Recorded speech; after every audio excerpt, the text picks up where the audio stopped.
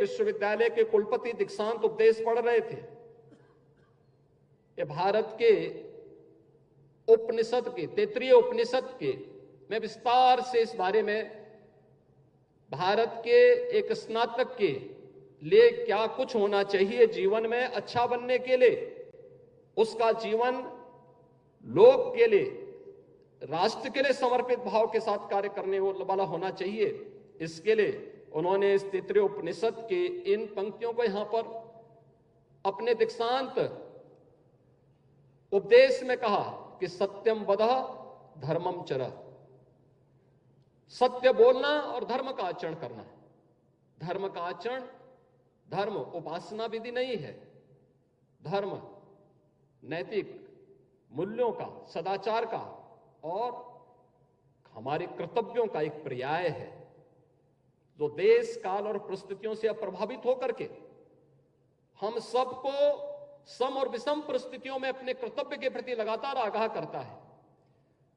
अपने कर्तव्यों के प्रति सजग होकर के कार्य करना, यही हमारा धर्म है।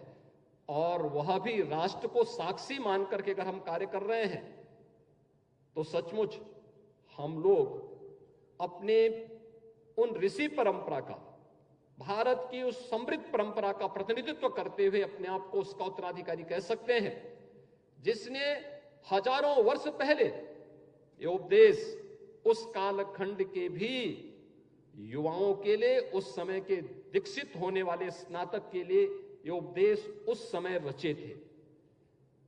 और आज भी हम तैत्तिरीय उपनिषद को दीक्षांत समारोह का साक्षी मान करके उसके अनुरूप अपने कार्यक्रमों को आगे बढ़ाते हैं।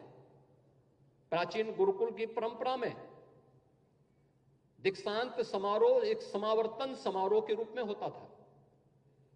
उस समय यह मान्यता थी कि जो भी यहां से स्नातक निकलेगा वह इतना परिपक्व होगा कि सारी परीक्षाओं को पास करके अपने भावी जीवन को आगे बढ़ाएगा।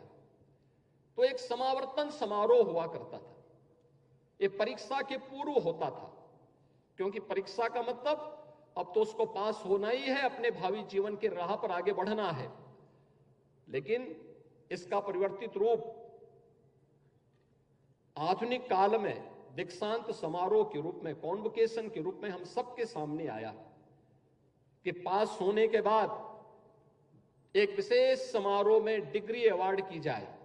डिग्री अवार्ड इसलिए की जाए जिससे उसके प्रेरक व्यक्तित्व से और उसके कृतित्व से उसके आने वाले स्नातक, उससे जूनियर, उससे प्रेरित हो सके, उससे प्रेरणा प्राप्त कर सके।